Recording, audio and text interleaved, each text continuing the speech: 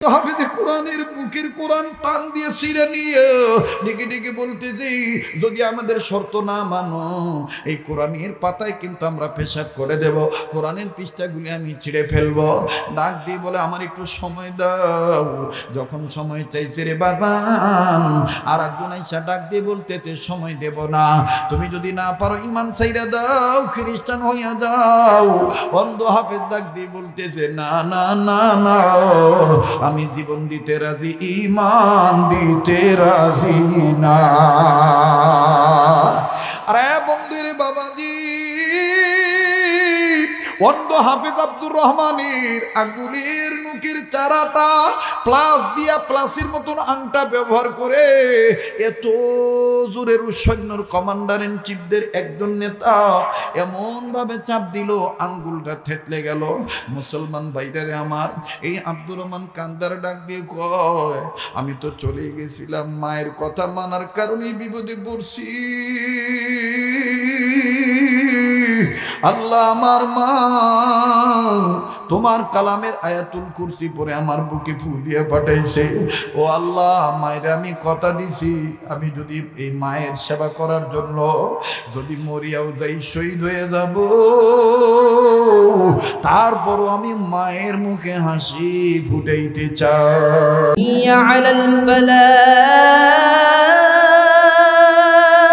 কিতাবটার নাম হলো আফগানিস্তান আমি আল্লাহকে দেখেছি।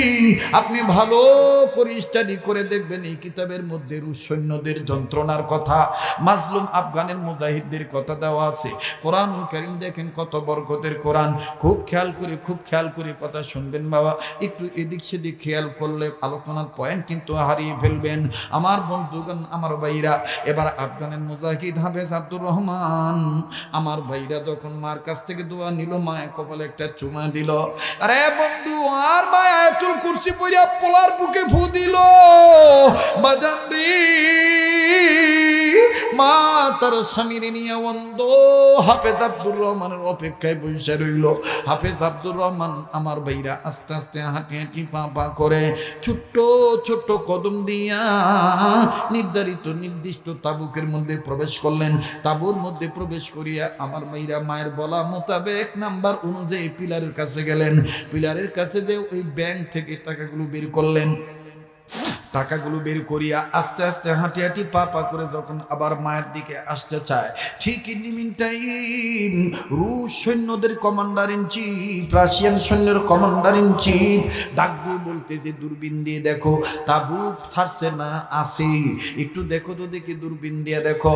এবার দূরবীন লাগায় দেখে কেমন জানি সাদা পাগড়ি মাথায় দিয়া বুকে একটা কোরআন শরীফ ঝুলাইয়া কেমন জানি মুজাহিদের মতন একজন লোক, একজন ভালো, একজন যুবক খালিয়াদি পা পা করে হাঁটতেছে।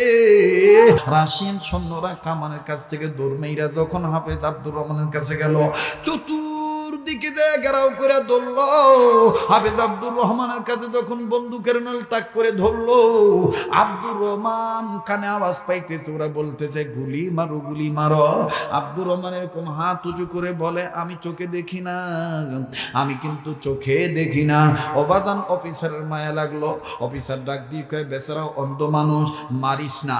এক পণ্ডিত ডাক দিয়ে কয়, তুমি কি মুসলমান? বলে, আমি মুসলমান। তোমার বুকে এইটা কি ঝুলাইছো? বলে, আমি কোরআন ঝুলাইছি। বলে, আমরা তোমার মারবো না, শুধু যদি তুমি একটু কোরআনের পাওয়ার দেখাইতে পারো। বলে, কোরআনের পাওয়ার কেমনে দেখাবো?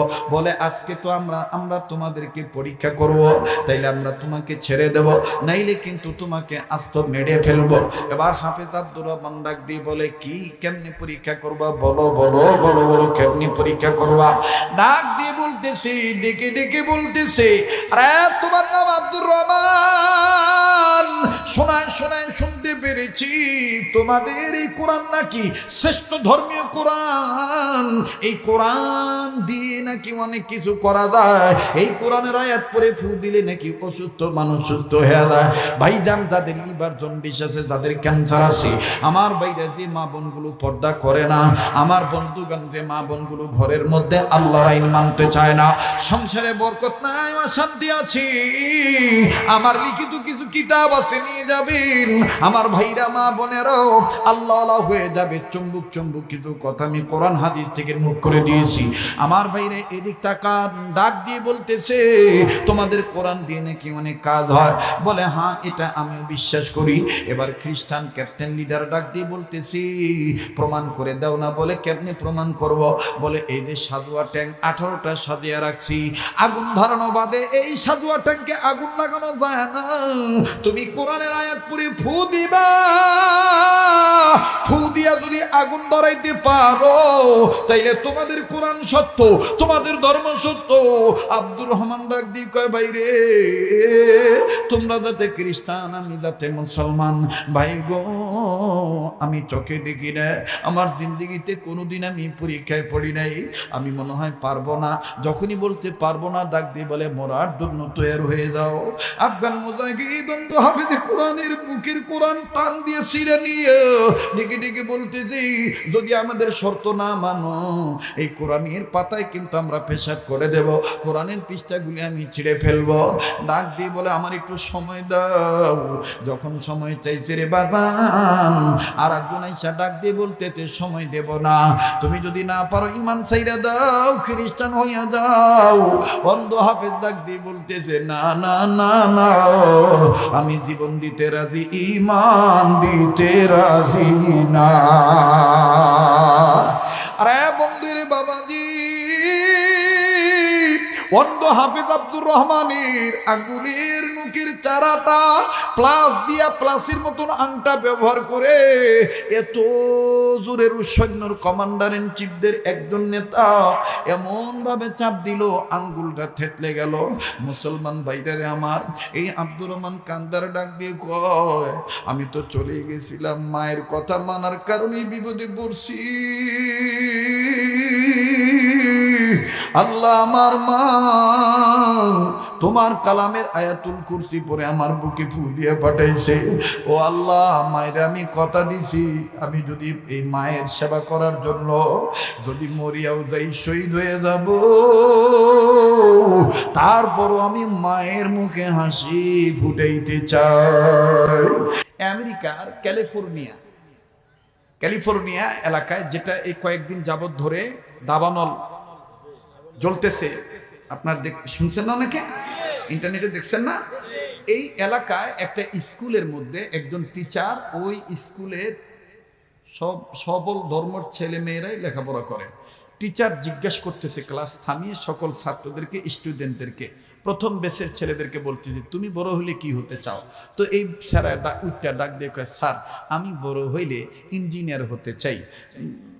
টিচার ডাক দিয়ে বললেন good boy, thank you, good idea, বসে যাও। দ্বিতীয় জনকে জিজ্ঞাসা, খুব খেয়াল করেন, দ্বিতীয় জনকে জিজ্ঞেস করছে বাবা তুমি বড় হলে কি হতে চাও?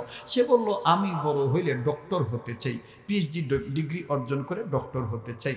স্যার বলল, টিচার বলল যে good boy, thank you, good idea, বসে পড়ো। এবার তৃতীয় ছেলেকে জিজ্ঞেস করলো তুমি বড় হলে কি হতে চাও? তৃতীয় ছেলেটা ডাক দিয়ে বলে স্যার আমি বড় হলে ডাক্তার হতে চাই, মানব সেবা করণের লক্ষ্যে। স্যার বলল থ্যাংক ইউ, গুড আইডিয়া, তুমি বসো। গুড বয়, তুমি বসে পড়ো। বসে পড়ছে। চতুর্থ নম্বর ছেলেকে জিজ্ঞেস করছে তুমি বড় হলে কি হতে চাও? সে বলতেছে স্যার আমি বড় হলে গিটারম্যান হতে চাই, মিউজিক হেভেন ম্যান। গিটারম্যান বোঝেন তো? দেখবেন যে আউলা জাউলা চুললে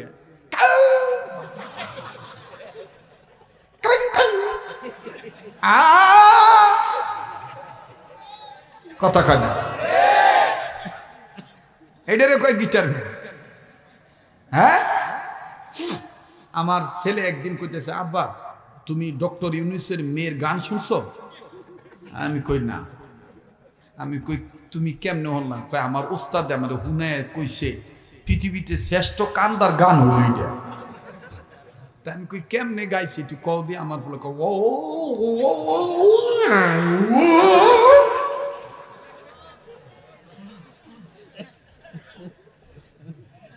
এই যুবক, এই শিক্ষা দ্বারা কোনদিন জান্নাত পাওয়া যায় না। কথা বলে, আমি আমার সন্তানকে ব্যান্ড তারকা বানাতে চাই না। আমি মুসলমান হিসেবে আমার সন্তানকে আলিফ লাম মিম শিক্ষা দিতে চাই। কথা বলেন ঠিক কিনা? তো জিজ্ঞাসে বাবা তুমি বড় হইলে কি হইতে চাও? কয় আমি গিটার ম্যান। তুমি মিউজিক হিভেন ম্যান। তুমি পিসের ডাক দিয়ে কয় আমি ক্রিকেটার। তুমি আমি ফুটবলার। তুমি পাইলট। তুমি ড্রাইভার। তুমি অমুক অমুক আর্টিস্ট ম্যান ইত্যাদি ইত্যাদি। শেষ। এবার সবার পিছনে যেটা বলছে হ্যাঁ আসলে মুসলমানের ভোলা। স্যারে জিজ্ঞাসে হ্যালো স্টুডেন্ট কাম হিয়ার, এদিকে আসো কুইকলি, জলদি আসো। তো মুসলমানের তো মনে বোঝেন নাই, ওদিকে এতক্ষণ এইভাবে জিগায় নেই, কিন্তু মুসলমান পোলাটারে তাড়াহুড়া করে জিগাইতেছে। আর মুসলমান পোলাটা জিগাইছে তুমি বড় হইলে কি হতে চাও?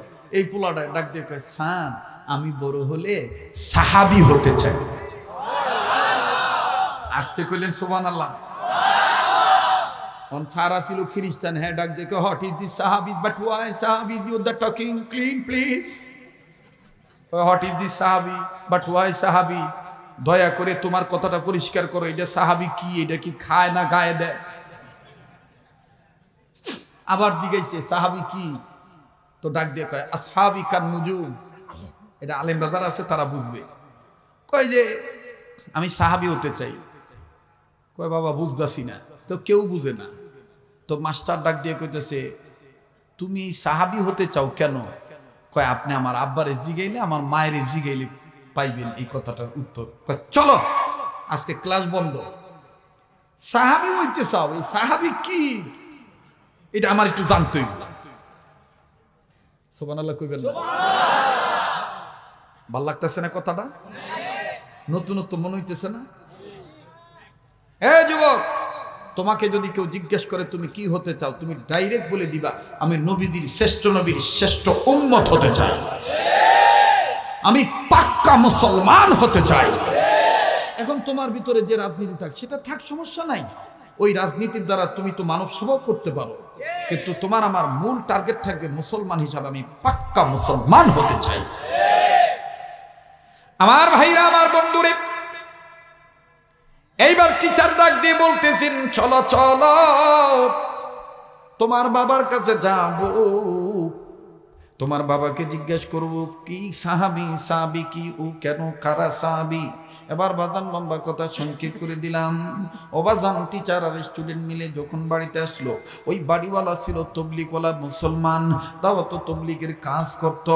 আরে বাবাজি, খ্রিস্টান টিচার ডাক দিয়ে বলতেছেন আমার স্টুডেন্টের ফাদার, আপনি একটু জবাব দেন তো দেখি, আমি আপনার ছাত্রকে, আপনার বাপ, আপনার সন্তানকে, আপনার পুত্রকে, আপনার বয়কে আমি জিজ্ঞেস করেছিলাম তুমি বড় হলো কি হতে চাও? সবাইকে বলেছিলাম, এক একজন এক এক কথা বলেছে। কেউ বলেছে ক্রিকেটার হতে চায়, কেউ বলেছে পলিটিক্যাল ম্যান হতে চায়, কেউ বলেছে ড্রাইভার হতে চায়, কেউ বলেছে ফুটবলার হতে চায়, কেউ বলেছে গিটারম্যান হতে চায়। শুধুমাত্র কেবলমাত্র একমাত্র আপনার ছেলেটাই বলেছে সাহাবী হতে চায়।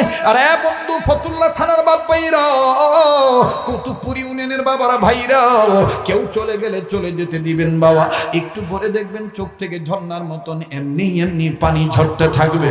এমন একটা করুণ চিত্র আমি তুলে ধরবো বাবা, প্লিজ বাজান কেউ কারো দিকে তাকায়েন না, তবে ঘাবড়াবেন না। আমি এত রাত্র বেশি ওয়াজ করব না, অল্প সময় 20 আর 30 মিনিটের মধ্যে কথা ফিনিশিং দিয়ে দোয়া করে দেব। অনুরোধ করে বলবো রে বাজান, কেউ কারো দেওয়া দেখে কেউ যাবেন না। আর ঘুমন্ত বাপ্পাইরা, মা বোনেরা, এই দুনিয়ায় কিন্তু চিরদিন থাকতে পারবেন না, দুনিয়া কিন্তু থাকার জায়গা না। আপনি যে খাটে ঘুমাইতেছেন, আপনি যে বাড়িতে বসবাস করতেছেন, এই বাড়িতে আপনার দাদাও ছিল, নানাও ছিল, এই বাড়িতেও আপনার মুরব্বীরাও ছিল। এখন তারা কোথায় আছে, কোথায় ঘুমাইতেছে? একটু বাজান পেছনের দিকে যেতে হবে, একটু ইউটার্ন নিতে হবে।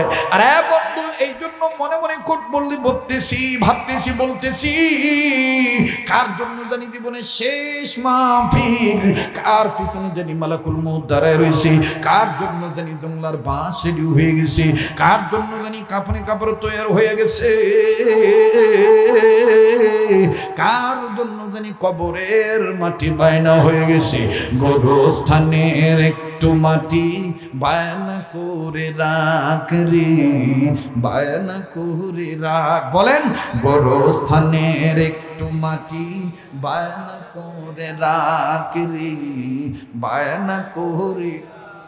কখনো জানি আসবে রে তোর মানুষ,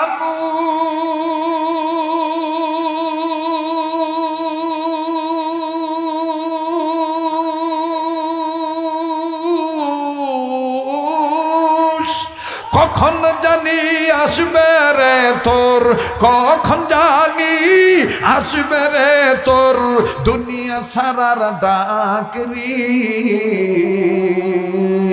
গোরস্থানের একটু মাটি বায়না করে রাখরি, বায়না করে। সবাই জোরে বায়না করে রাখরি, বায়না করে। মাটির খাঁচায় প্রাণের ময়না চিরদিন তো আপন রয় না, ঠিক কিনা? মাটির খাঁচায় প্রাণের ময়না চিরদিন তো আপন রয় না। সবাই মাটির খাঁচায় প্রাণের ময়না চিরদিন তো আপন রয় না। খাঁচা ভেঙে পালিয়ে যাবে, খাঁচা ভেঙে পালিয়ে যাবে হইলে আল্লাহ ডাকরি।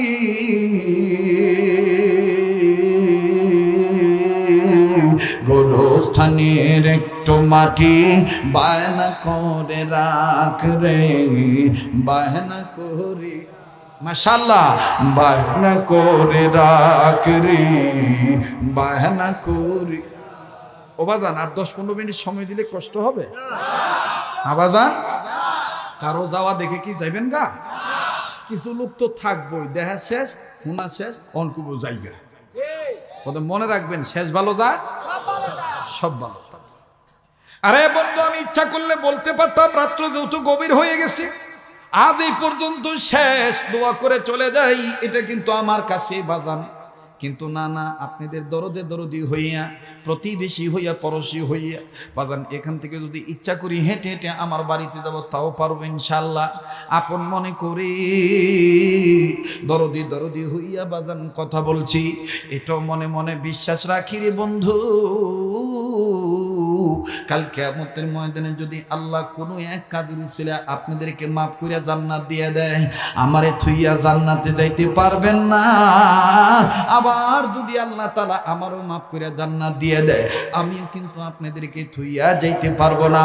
এই জন্যই বলছি আমরাই কথা কোন ঠিক না ঠিক? এই জন্যই বলছি আমরাই ইনশাআল্লাহ। এবার ডাক দিয়ে বলতেছি তোমার ছেলেকে বলছি, তুমি বড় হলে কি হতে চাও? একটু সময় দেন বাদান। ঘুম থেকেও দেখবেন অনেক মানুষ ঘুম থেকে বিছানা ছেড়ে আসতে বাধ্য হবে অবাজান। কেননা এই কণ্ঠের মধ্যে এমন একটা মায়া আল্লাহ দান করেছে, এই শরীয়তপুরীর কণ্ঠের সুর গোটা ভারত উপমহাদেশে বাজান আনন্দের সাথে দিনের জন্য ভরপুর। মাঝখানে 7-8 বছর আমি এই সুর দিয়া বয়ান করি নাই। পরবর্তীতে বাজান আগামীকালকে যিনি আসতেছেন হাফিজুর রহমান সিদ্দিকী কুয়াকাটার হুজুর, তিনি আমাকে পার্সোনাল ভাবে ডেকে নিয়ে বলেছেন, ভাই রে আমি একটা কথা বলবো, তুই রাখবি না? আমি বলছি কি বলেন তো বড় ভাই। ডাক দিয়ে কয়, ভাই রে আমি নিজেও তো একদিন তোর সুরে মুখের ছিলাম, গাড়ি থামাইয়া তোর ওয়াজের জীবনী সুমায়ের ওয়াজটা শুনেছিলাম। আর সেই সুর গেল কই? তুই কি সুর বুইলা গেছত নাকি? আমি ডাক দিয়ে বললাম, না ভাই, অনেকেই পছন্দ করে না। ডাক দিয়ে বলে, না না না না, আমার সুরের মধ্যে আল্লাহ যেমন একটা নিয়ামত দিছে, তোর কণ্ঠের মধ্যে আল্লাহ ওইরকম একটা নিয়ামত দিছে। আয় না ভাই, গোটা বাংলাদেশের মানুষকে আমরা কোরআন আর হাদিসের সুর দিয়া নূর বানাইয়া দে, ইসলামের পথের প্রতীক বানাইয়া দে। বড় ভাই তখন আমার হাত থেকে হাত ধরে ওয়াদা নিল, তুই তোর সুর ছাড়বি না, তোর সুর দিয়ে তুই ওয়াজ করবি। কে কি বলে বলুক, ওদিকে তুই তাকাবি না, তুই কখনোই তোর সুর ছাড়বি না। তোর সুরের মধ্যে আলাদা একটা টান আছে, আলাদা একটা আট আছে। এটা আল্লাহ প্রদত্ত দান। এটা দান করেছেন কে? আবার বলেন, দান করেছেন কে? তাই বলি বাদান, সুরের বক্তাদেরকে ঘৃণা করবেন না।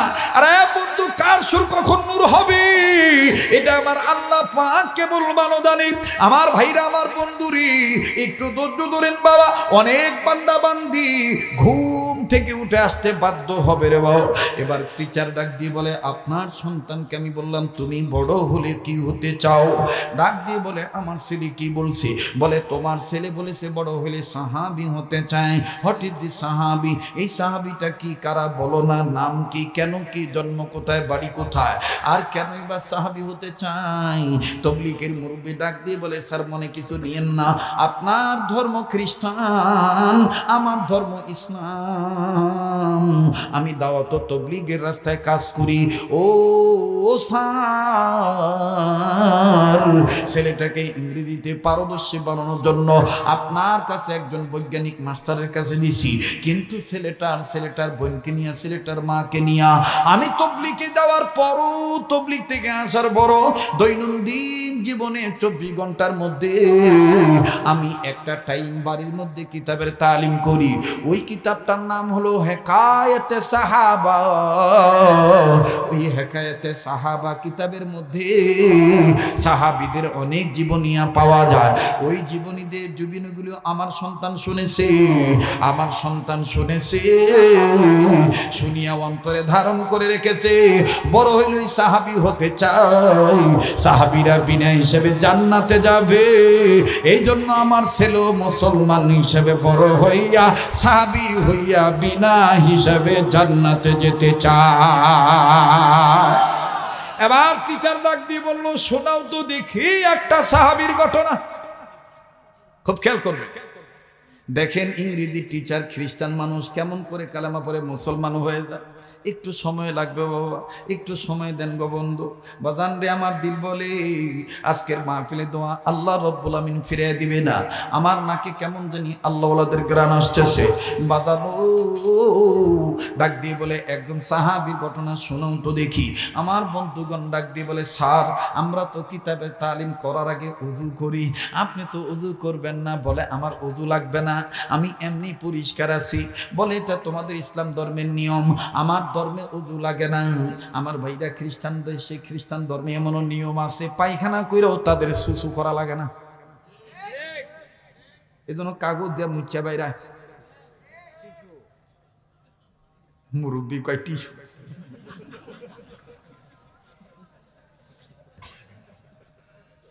রাখি আমার ড্রাইভারের বইয়ের ব্যাগটা স্টেজে পৌঁছে দিতে। ভাইরা আমার কষ্ট হইতেছে। আল্লাহ তাআলা তো কমে একবার আমাকে ইউরোপের জমিনে নিয়েছিলেন। মুসলমান ভাইরা আমার বন্ধুরে, লেডিস টয়লেট আর জেন্টস টয়লেট কিন্তু আলাদা। এখন লেডিস টয়লেটে দাঁড়াইছি, ওই সিকিউরিটি গার্ডরা কয়, স্যার আপনি টয়লেট এইটা, আপনি এইটা খারাইছেন কে?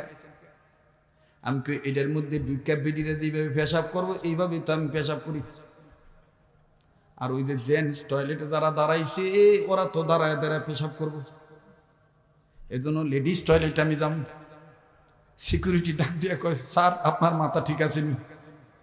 আমি কয়, আজকাল লেগা আপাতত পেশাব করানোর জন্য বেডি হইয়া গেলাম।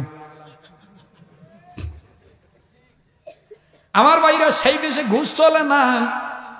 সিকিউরিটি ডাক দিয়ে বলে, বুঝতে পেরেছি হি যে পার্সন মুসলিম পার্সন। বলে, বুঝতে পারছি তুমি মুসলমান। আমি বললাম, হ্যাঁ আমি মুসলমান। বলে, থ্যাংক ইউ, যাও, কোনো সমস্যা নাই, এবার ভিতরে যাও। অবাজান যখন ভিতরে ঢুকছি, সিসি ক্যামেরা দিয়ে মার্কেটের মালিক দীক্ষা বালাইছে, মহিলা টয়লেটে হুজুর ঢুকছে, পুরুষ ঢুকছে, সবাই দৌড়াইছে। আইসা ডাক দিয়ে কয়, বাঙালি যারা ছিল তাদেরকে বলছে এটা কেমন হুজুর, মহিলা টয়লেটে কি লেগে ঢুকলো? আমার ভাইরা, আমি ওই ব্যক্তিকে ডাক দিয়ে বললাম, তুমি বলে দাও, এখানে তো দাঁড়ায় পেশাব করার বাউ রাখছি, বসে পেশাব করার কোনো কায়দা নাই, এই জন্য আমি লেডিস টয়লেটে ঢুকছি। এবার অফিসাররা ডাক দিয়ে বলতেছে, তারাও খ্রিস্টান। আমার ভাইরা, আল্লামা তকি উসমানীর কিতাব থেকে তাদেরকে একটা কথা শুনে দিলাম, যদি অল্প বয়সে কিডনি হারাইতে চাও, অল্প বয়সে যদি পুরুষত্ব নষ্ট করতে চাও, যদি তোমার মূত্র নালীতে ঘা বানাইতে চাও, যেমন ইচ্ছা তেমনি দাঁড়ায় দাঁড়ায় পেশাব করো, আমার বাধা নাই। যখনই কথা বলছি বাজান, একজন মুসলিম ছিল, তিনি আবার ইংরেজিতে পারদর্শী। ওই গার্ডদেরকে, মার্কেটের অফিসার সবাইকে বলছে এই ঘটনা। এবার সবাই মিলে আমার ডাক দিয়ে কয়, বসেন না বসেন না, আর একটু বইলে যান না, দাঁড়ায় পেশাব করলে কি কুতি, বসে পেশাব করলে কি লাভ। বাজান রে এমন বললাম। এবার কয়েকজন খ্রিস্টান অফিসার সবাই আমার হাতে হাত রেখে শপথ করে বলল, মাওলানা আর জিন্দিগিতে দাঁড়াইয়া পেশাব করতাম না। আমার ভাইরা, আমার বন্ধুরে, খুব খেয়াল করে কথাগুলি শোনা চাই। এবার ডাক দিয়ে বলতেছেন, তোমার ছেলে যেহেতু সাহাবীদের জীবনী শুনেছে, এই সাহাবীদের জীবনী, একটা সাহাবীর জীবনী আমরা শোনাও তো দেখি। বলে, তুমি নাপাক। আল্লাহ নবীর একদম সাহাবীও নাপাক ছিল। ওই সাহাবী না, আল্লাহ নবী সাহাবী একজন, তিনিও একদিন নাপাক ছিল। নাপাক অবস্থায় শুনছে নবী দুনিয়া নাই। এই নাপাক অবস্থায় নবীর প্রেমে জীবন দিয়া দিছে। আল্লাহ তারে জান্নাতের পানি দিয়ে গোসল করাইয়া পবিত্র বানায় দিছে। খ্রিস্টান ব্যক্তিটা আরো হিস্টনিশ হয়ে যাচ্ছে, অবাক হয়ে যাচ্ছে। ঘটনা কি? নাপাক ছিল, আল্লাহ তারে জান্নাতের পানি দিয়ে গোসল করায় দিল। দেখেন বাজান, একটু পরে খ্রিস্টান কেমনে অজর ধরে কান্দে। অবাজান কথায় কথা বেড়ে যায়। বলেন তো দেখি, কোরআনের শিক্ষার ভিতরে থাকলে ব্যক্তিটার দাম বাড়ে না কমে? আবার বলেন, বাড়ে না কমে? আরে বন্ধু, আর একটু পিছনে নিয়ে যাই।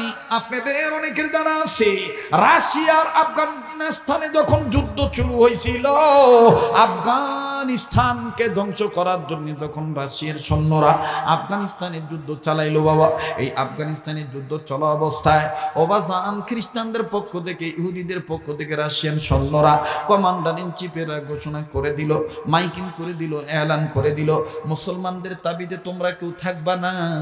কিছুক্ষণ পরে, কয়েকদিন পরে এই তাবুতে, এই বস্তিতে মারা হবে। অবাজান আত্মরক্ষা করার জন্য সব মুসলমানরা যার যার মতন চলে গেল। একটু খেয়াল করে শুনবেন বাবা, একজন মা গর্ভবতী নারী, গর্ভে তার পেটে সন্তান আছে। অবাজান 3টা মেয়ে, 2টা ছেলে। 2টা ছেলের মধ্যে একটা ছেলে অন্ধ মানুষ। ওই অন্ধ ছেলেটার নাম হলো হাফেজ আব্দুর রহমান। 30 পারা কোরআন শরীফ মুখস্থ করেছে। অন্ধ সন্তানটাকে লইয়া আফগানি মা মুজাহিদ মহিলা, আমার বন্ধুগণ, তাবু ছেড়ে চলে যাচ্ছে। মাঝ পথে যাওয়ার পরে এবার হাফেজ আব্দুর রহমানের হাত ধরে কান্দার ডাক দিয়ে, বাবারে, তুইও অন্ধ মানুষ, আর তোর যে ছোট্ট ভাই আবুল বাসার, সেও তো ছোট্ট মানুষ, তারেও পাঠাইতে পারি না। বলে, মা কি হয়েছে একটু ঘটনা খুলে বলো না। ডেকে ডেকে বলতেছে, বাবা, আমি তোদের জন্য, তোর বাবা যে টাকা পয়সা দিত, এই টাকাগুলি আমার ঘরের পিলারকে ব্যাংক বানাইয়া, বাঁশের এক কোনার মধ্যে ব্যাংক বানাইয়া এই ব্যাংকের মধ্যে টাকাগুলো রাখছি, তাড়াহুড়া করে টাকাটা আনতে পারি নাই। ও বাবা, এই টাকাগুলো থাকলে তো অনেক উপকার হইতো। হাফেজ আব্দুর রহমান ডাক দিয়ে কয়, মা গো, আমি অন্ধ হয়েছি, তাতে মন্দ বলো কেন? মা, তুমি দোয়া করে আমারে দাও, আমি ঠিক ভাবে খালি পিলার নাম্বার বলো, ঘরের খাম্বা নাম্বার বলো, আমি ওই ব্যাংক থেকে টাকাগুলো আমি নিয়ে আসবো। এবার হাফেজ আব্দুর রহমানের মা ডাক দিয়ে কয়, বাবা, যাওয়ার সময় অথবা আসার সময় যদি রাশিয়ান সৈন্যরা, আর্মি বাহিনীর লোকেরা যদি তোমাকে বোমা মারে, নিক্ষেপ করে, অস্ত্র মারে, গুলি করে, বাবা, তুমি তো মইরা যাইবা। হাফেজ আব্দুর রহমান ডাক দিয়ে কয়, মা, আগে আমার আল্লাহ, তারপরে নবী, তারপরে হইল তুই আমার মা। মা, আমি অন্ধ, তোর চেহারা দেখি না রে মা। ওই মা, নবী বলেছেন, আল্লাহ রসুল বলেছেন, কোন ছেলে মেয়ে যদি ভালোবাসার নজরে, মহাব্বতের নজরে মায়ের চেহারার দিকে তাকায়, আল্লাহ পাক আমলনামায়, ছেলে মেয়ের আমলনামায় কবুল হজের সওয়াব লিখে দিবি। বাজান রে, আমার জানা নাই এই দুনিয়ায় কার মা নাই, কার বাবা নাই। এই মাহফিলে কে গো মা হারায় বইছেন, কে গো বাবা হারায় বইছেন? দেখেন তো দেখি, একটা ফোঁটা চোখের পানি মা বাবার দরদে সন্তান হয়ে ফেলাইতে পারেন কিনা। অনুরোধ করে বলবো, কেউ কারো দিকে তাকায়েন না।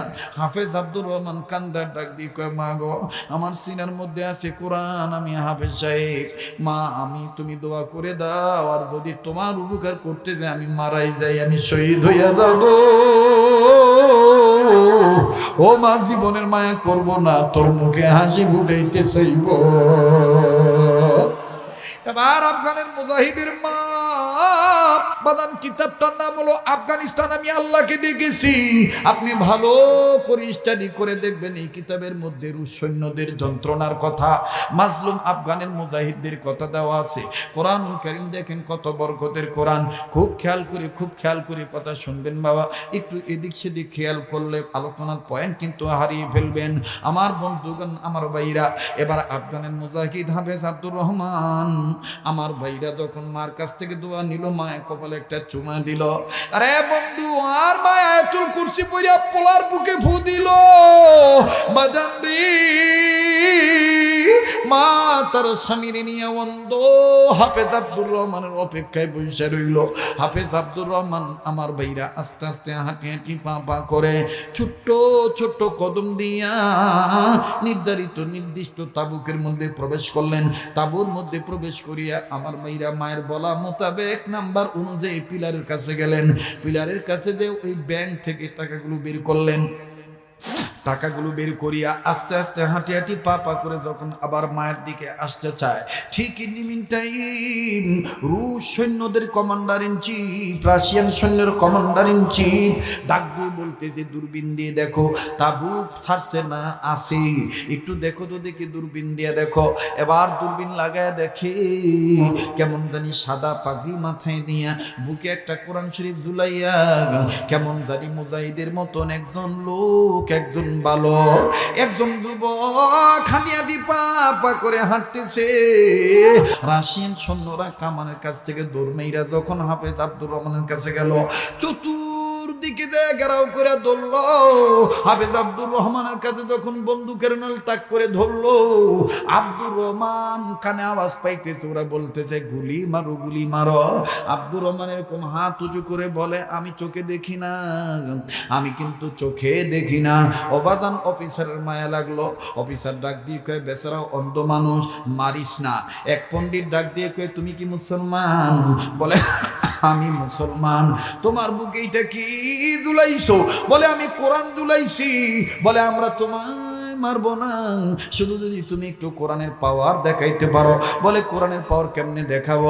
বলে, আজকে তো আমরা তোমাদেরকে পরীক্ষা করব, তাইলে আমরা তোমাকে ছেড়ে দেব, নাইলে কিন্তু তোমাকে আস্ত মেরে ফেলবো। এবার হাফেজ আব্দুর রহমান ডাক দিয়ে বলে, কি কেমনে পরীক্ষা করবা? বলো বলো বলো বলো, কেমনে পরীক্ষা করবা? ডাক দিয়ে বলতেছি, ডেকে ডেকে বলতেছে, আরে তোমার নাম আব্দুর রহমান, শোনায় শোনায় শুনতে পেরেছি তোমাদের এই কোরআন নাকি শ্রেষ্ঠ ধর্মীয় কোরআন। এই কোরআন দিয়ে নাকি অনেক কিছু করা যায়। এই কোরআনের আয়াত পড়ে ফু দিলে নাকি অসুস্থ মানুষ সুস্থ হয়ে যায়। ভাইজান, যাদের লিভার জন্ডিস আছে, যাদের ক্যান্সার আছে, আমার ভাইরা যে মা বোনগুলো পর্দা করে না, আমার বন্ধুগণ যে মা বোনগুলো ঘরের মধ্যে আল্লাহর আইন মানতে চায় না, সংসারে বরকত নাই, অশান্তি আছে, আমার লিখিত কিছু কিতাব আছে, নিয়ে যাবেন। আমার ভাইরা মা বোনেরাও আল্লাহ হয়ে যাবে। চুম্বুক চুম্বুক কিছু কথা আমি কোরআন হাদিস থেকে নোট করে দিয়েছি। আমার ভাইরা এদিক তাকান, ডাক দিয়ে বলতেছে, তোমাদের কোরআন দিয়ে নাকি অনেক কাজ হয়। বলে, হ্যাঁ, এটা আমিও বিশ্বাস করি। এবার খ্রিস্টান ক্যাপ্টেন লিডার ডাক দিয়ে বলতেছি, প্রমাণ করে দাও না। বলে, কেমনে প্রমাণ করব? বলে, এই যে সাজুয়া ট্যাঙ্ক 18টা সাজিয়ে রাখছি, আগুন ধরানো বাদে এই সাজুয়া ট্যাঙ্কে আগুন লাগানো যায় না। তুমি কোরআনের আয়াত পড়ে ফু দিবা, ফু দিয়া যদি আগুন ধরাইতে পারো, তাইলে তোমাদের কোরআন সত্য, তোমাদের ধর্ম সত্য।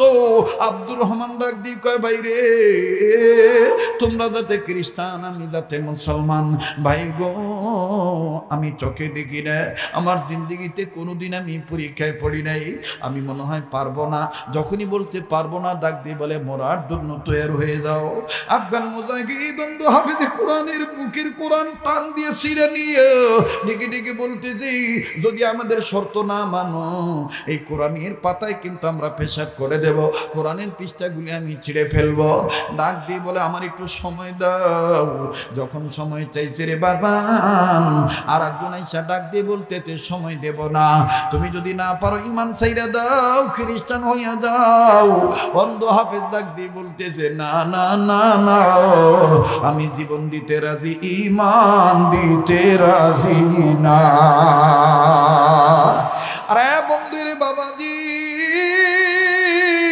অন্ধ হাফেজ আব্দুর রহমানের আঙ্গুলের নুকের চারাটা প্লাস দিয়া প্লাসের মতন আংটা ব্যবহার করে এত জোরের সৈন্যর কমান্ডার ইন চিফদের একজন নেতা এমন ভাবে চাপ দিল, আঙ্গুলটা থেতলে গেল।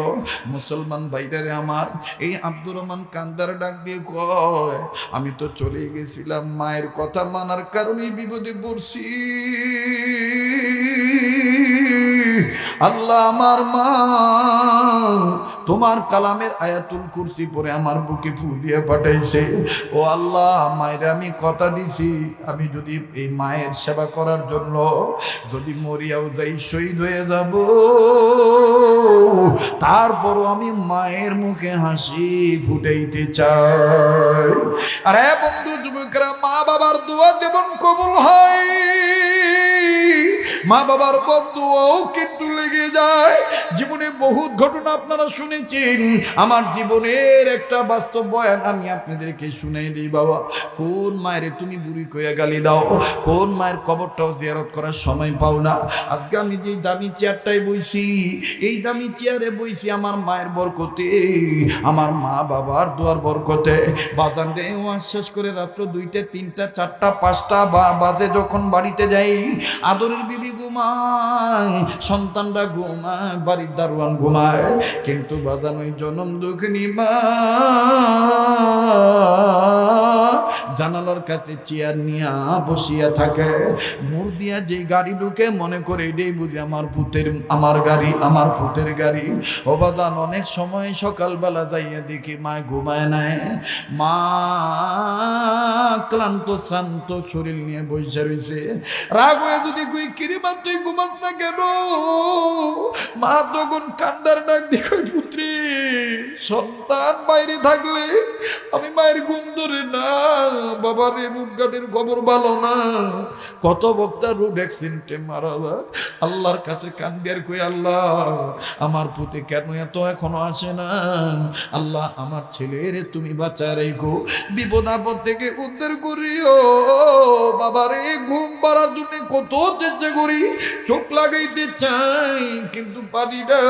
ও বাবা, তুই যে আমার আদরের সন্তান, আজকে ওই আদরের সন্তান হইয়া ওই মায়ের খবর নেই না, ওই বাবার খবর নেই রে বন্ধু। গুনাহ করতে করতে কলবে কালো দাগ পড়ে গেছে, মায়ের জন্য চোখের পানি আসতে চায় না। কার জানি মা বাপ কবর থেকে কান্নার ডাক দিয়ে বলে, ও পুত্রে জিরি মাপিলি গেলি, আমাদের জন্য দোয়া করলি না। বাবা কবরে আইসা খবর পাইলাম, কোনো ছেলে মেয়ে যদি বাপ মার জন্য দোয়া করে, বাপ মার জন্য কান্নাকানি করে, আল্লাহ পাক ছেলে মেয়ের কান্নার উসিলায় বাপ মা কবর আযাব মাফ করে দিবে। মনে রাখবেন বন্ধু, আজ যদি আমি আপনি মা বাবার জন্য কান্দি, আজ যদি আমি আপনি মা বাবার জন্য দোয়া করে যাই, আমার আপনার ছেলে মেয়েও আমার আপনার জন্য দোয়া করে যাবে। বাজান রে, প্লিজ একটু খেয়াল করেন, দিলটা নরম করে দিবেন বন্ধু। জীবনের বাস্তব ঘটনা বলতে চাই, শুনিয়ে নেন 2-1 মিনিটে। মায়ের বদদোয়াও লেগে যায়, মায়ের দোয়াও কিন্তু কবুল হয়ে যায়। আজ থেকে কয়েক বছর আগের ঘটনা। ওই সময় উত্তরাঞ্চলে জামালপুর, শেরপুর, মমিনসিংহ জেলায় বেশি প্রোগ্রাম হইতো। ঢাকা মহাখালী বাস স্ট্যান্ডে যাইয়া নিজের গাড়ি ছিল না, টিকিট কাটার মাধ্যমে বাসে ওঠা লাগতো। বাজান রে, ঘন ঘন যাওয়ার ফলে আমার ভাইরা বাস কাউন্টারের টিকিট মাস্টারের সাথে, এমনকি হেল্পার কন্ট্রাক্টরের সাথে, অনেক ড্রাইভারের সাথে মুখ পরিচয় হয়ে গেছে। গত সিজনে দেখে আসছি যে এই ড্রাইভারটার পাও ভালো। হঠাৎ করে পরবর্তী বছরের সিজনে আমার বন্ধুগণ মহাখালী বাস স্ট্যান্ডে যাইয়া টিকিট কাউন্টার থেকে টিকিট কাটিয়া যখন আমি বাসে উঠবো, নজর করে দেখি গেটের কাছে আহারে যেই লোকটারে নিয়মিত রীতিমতো দেখতাম স্টিয়ারিং ধরতো, ড্রাইভারি করতো, ওই লোকটার দিকে একটা পাও নাই। আমার বন্ধুগণ একটা পাও কাটা, সে হাত বোকালির নিচে ঠিক না দিয়া দাঁড়ায়া দাঁড়ায়া প্যাসেঞ্জারদের টিকিট চেক করতেছে। আস্তে করে সামনে দেয়া সালাম দিয়া আমার সময় মুখের কাপড় সরাইয়া আমি ডাক দিয়ে বললাম, ভাই যান, আপনি না ড্রাইভার ছিলেন, আপনি দিয়ে এখন টিকিট মাস্টার হয়ে গেছেন, আর আপনার পাও তো আমি গত বছরও ভালো দেখে গেছি, এই দুরবস্থা হইল কেমনে কেমনে ঘটনা ঘটলো? এই কথা বলা মাত্র লোকটা আমার দেখে কয়, হুজুর এটা আমার মায়ের সাথে বেয়াদবি করার ফল। লোকটা বলা মাত্রই কান্না কাটি শুরু করে দিছে, আর আমার দূরে কয়, হুজুর আল্লাহ আমারে মাফ করবো কিনা জানি না হুজুর। আমি বললাম, এই পা কাটা বুঝতেছি না, পায়ের 4 ভাগের 3 ভাগ নাই, কিভাবে এত বড় দুর্ঘটনা ঘটলো? কয় হুজুর যদি একটু সময় দিতেন, আমি আমার টিকিট চেক করার দায়িত্বটা অন্যজনকে দিয়ে দিতাম, গাড়ি ছাড়তে এখনো ঢের টাইম বাকি আছে, অনেক সময় বাকি আছে, হুজুর আমি আপনি একটু শোনাইতাম, আপনার এই বয়ান শুনে যেন কোনো যুবক তাদের মা সাথে যেন বেয়াদবি না করে। আমি বললাম, কি হয়েছে বলেন না? যুবকটা কান্দে আর ডাক দিয়ে বলে, হুজুর আমি নাইট ডিউটি বেশি করতাম, সারা রাত না ঘুমায়া জাগিয়া জাগিয়া গাড়ি চালাইয়া, ও হুজুর অর্গমা শরীরে যখন আমি বাড়িতে গেছি এমনি তো মাথা গরম, রাতে ঘুমাইছে না হুজুর গো, সকাল 8টা 9টার ঘটনা, বাড়িতে যাইয়া দেখি আমার বউ আমার মার সাথে তর্ক করতেছে, মা ও বউকে ইচ্ছা মতন অনেক বকাবাদ্য করতেছে। হুজুর বউ আর শাশুড়ি বাগ বেতনটা দেখা, আমার মায়ের ঝগড়া করা দেখা, আমার বউর ঝগড়া করা দেখা, হুজুর আমি বাড়িতে প্রবেশ করলাম, গলার আওয়াজ দিলাম, চিল্লে বললাম, কি হইছে? আমার গলার আওয়াজ পাইয়া আমার মা শরম পাইয়া ঘরের ভিতর ঢুকে গেল, আর একটা কথা বাড়ায় নাই, কিন্তু আমার বিবি আমারে দেখাই অজ্ঞান হওয়ার ভান ধরলো, বিবিটা আমার চোখের সামনে জমিনে লুটায় পড়লো। তাৎক্ষণিক আমার ছেলে আর মেয়ে আমার বউকে গলায় জড়ায় ধরে কান্দার, মা গো তোমার কি হইল? আমার ভিতরে তখন হুজুর একটা ভয় ঢুকে গেল, আতঙ্ক হয়ে গেলাম, না জানি আমার এই বউটা মরে যায়, না জানি মামলার আসামি হইয়া যাই। হুজুর আমি ভালো মন্দ যাচাই করলাম না, আমার মার পান খাওয়ার অভ্যাস ছিল, মা জননী খাটের উপর অর্ধেক বসিয়া পিঠটা পিছন দিকে দিয়া দরজার দিকে দিয়া পান বানাইতেছিল। আমি বউর প্রলোভনে পড়িয়া আর ছেলে মেয়ের কথা চিন্তা কইরা, মাথা গরম থাকার কারণে ভালো মন্দ যাচাই না কইরা, কোনো জিগান টিগান নাই, আমি পিছন দিক দিয়া যাইয়া আমার এই পাও দিয়া এত জোরে আমার মার পিঠে একটা লাথি মারছি গো। আমার মা এই লাথি খাইয়া চকির থেকে নিচে পড়ে গেছে। আমার মা তখন শুনে বদুয়া দেয় নাই, মা আমার খালি কান্দে আর ডাক দিয়ে বলে, পুত্রে এটা তুই কি করলি? অল্প বয়সে তোর বাবা মারা গেছে, বাবারে মানুষের বাড়িতে কর্ম করিয়া থালা বাসন মাজ্জা ধুইয়া দিয়া, যে চাকরানির কাজ কইরা তোরে লেখাপড়া শিখাইছি, ড্রাইভার বানাইছি, আজকে তুই ভালো মন্দ শিখাইলি না, আমার লাথি মারলি। আল্লাহ তোর পায়ের লাথি খাওয়ার আগে আমারে মরণ দিল না খেলি। হুজুর আমার মা খালি এইটাই কয়, তোর পায়ের লাথি খাওয়ার আগে আমার মরণ হইল না কেন? হুজুর গো, আমি তখন আমার মায়ের আরো উল্টা পাল্টা অনেক বকা বাধ্য করলাম। ভাবছি যে আমার বউ মনে হয় সমস্যা হয়ে গেছে। হুজুর আমার মায়ের লাথি মারা দিঘা আমার বুঝবান মেয়েটা দৌড়ে আইসা ওর দাদির গলা দইরা চোখের বাড়ি মুছাই দিয়ে বলে, দাদু কাঁদো না, আব্বাই বুঝে নাই, আব্বারে মাফ করে দিও। হুজুর গো, আমার বাচ্চা মেয়েটা মানে জড়ায় দইরা ডাক দিয়ে কয়, কান্দার কয়, আব্বু তুমি ভালো না, তুমি আঙ্গ বুয়ারে লাথি মারলা কে? দোষটা তো ছিল মায়ের, তুমি মায়ের কিছু কইলা না, উল্টা তোমার মায়ের তুমি লাথি মারলা। তুমি না তোমার এই মায়ের পেট থেকে হইছো, মায়ের আবার মানুষ লাথি মারে কেমনে? হুজুর, আমার বাচ্চা মেয়েটা যখন আমার হুজুর আমার এই মেয়েটা তখন আমার কয়, আমি তখন নিজের কেমন জানি আমি হয়ে গেলাম। আমি আল্লাহর কাছে কইলাম, আল্লাহ আমি কি করলাম? আমার হাত পাও কাঁপাকাঁপি শুরু করছে। এখন আমার মায় মাপ দিবনি। আমার মা আমার ধাক্কা দিয়ে ঘর থেকে বাইর করে দিল। সারাদিন মায়ের কিছু খাইলো না, আমারও তেমন খাওয়া দাওয়া হইল না। কোনো মতন গোসল করিয়া বিবি তারপরে নিজেই গোসল টোসল করে আমারে বাদ দিল, আমি খাইলাম না। হুজুর, পরবর্তীতে নাই ডিউটির সময় যখন আসলো আবার টিপ নিয়ে ঢাকা আসতে হবে। হুজুর গো, বউ আমার শার্ট দিল, শার্ট পরলাম, আর আমি বললাম তোমার কারণে না বুঝা মায়ের আজকে লাথি মারছি, এটাকে আল্লাহ সহ্য করবনি। হুজুর, আমার বউ আমারে বুঝ দিয়া বলতেছে, আজকে আর কিছু কইও না মায়েরে, আগামীকালকে এসে প্রয়োজন বোধে মায়ের পাও দুরা মাপসাইয়া নিও, যাও চলে যাও। হুজুর, ওইটাই ছিল আমার বড় ভুল। আমি আমার বউর কথা শুনিয়া শার্টটা গায়ে দিয়া গাড়ির টিপ নিয়া যখন আমি বের হইয়া গেলাম, হুজুর গো, আল্লাহর কসম করে বলি, আসার সময় আমার মায়ের গুমরানি শুনছি, মা খালি ওই এক কথাই কয়, পোলার লাত্তি খাওয়ার আগে কেন আমার মরণ হইল না? হুজুর, এই কথাটা খালি বার আমার কানে বাজে। হুজুর, আমি গাড়ি চালাইতেছিলাম ভালো কথা, কিন্তু যেই রুট দিয়ে এত দিন চলি কোনো দিন দুর্ঘটনা ঘটে নাই। আজকে হঠাৎ করে কেমন জানি সামন দিক থেকে একটা পিকআপ ভ্যান আইলো, একটা কভার্ড ভ্যান আসলো, আসিয়া হুজুর আমার গাড়ির সাথে মুখোমুখি লাগাই দিল। কত মানুষ আহত নিহত হইল, কত মানুষ আমার আপনজন আমারে থুইয়া বাইর হয়ে গেল।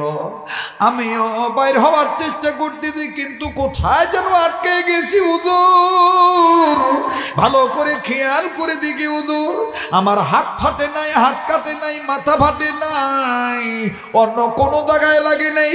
যেই পাওটা দিয়া মায়ের লাথি মারছি,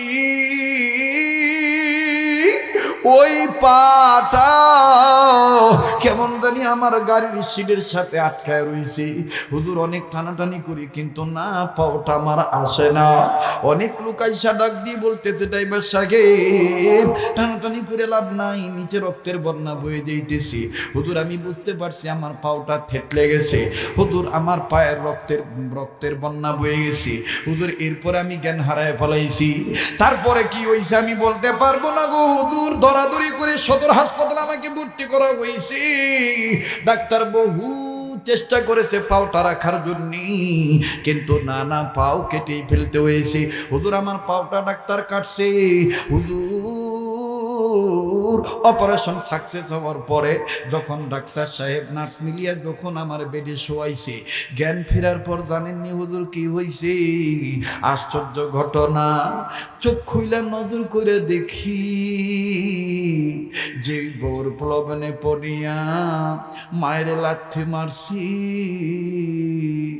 আমার ওই কাটা পায়ের কাছে, হাসপাতালের বেডের বিছানার কাছে আমার বউ নাই, ছেলে মেয়ে নাই, আমার ওই বুড়ি মা বিধবা নারী আমার কাটা পায়ের কাছে মাথাটা লাগাইয়া আর হাত দুইটা দিয়া পাও দুইটা ধইরা আল্লাহর কাছে গুনগুন করে কান্দার ডাক দিয়ে কই, আল্লাহ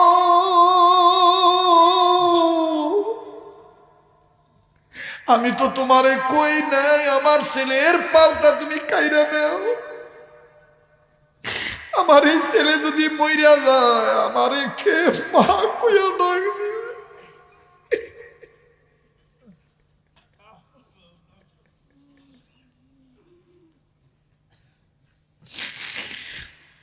হুজুর আমার মা আমার পাও লইরা আল্লাহরে ডাক দেখো, আল্লাহ আমার এই পোলা যদি মরে যায় কে আমার মা কইয়া ডাক দিব?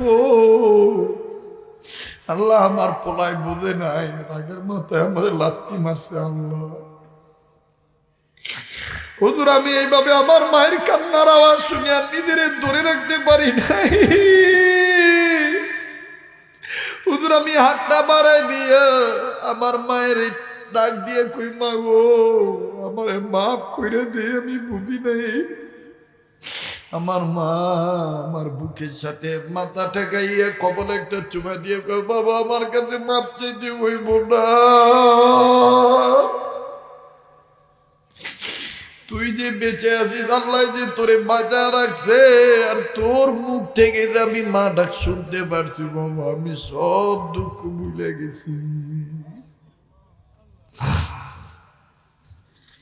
আমার বন্ধুগণ, আমার ভাইরা, আমি জানি না ওই মা কার দুনিয়ায় নেই, ওই বাবা কার দুনিয়ায় নেই। দুনিয়ায় যাদের মা বাপ নাই তারাই জানে তাদের কত বড় নিয়ামত হারাইছে। বাজান আজকে এই পাগলটার সাথে ওই মা বাবার জন্য একটু গভীর রজনীতে দোয়া করে যাইবে। আল্লাহ বাঁচা রাখলে ইনশাআল্লাহ আগামী মার্চের প্রথম 1 থেকে 2 তারিখের মধ্যে সোনার মদিনার উদ্দেশ্যে রওনা দেব।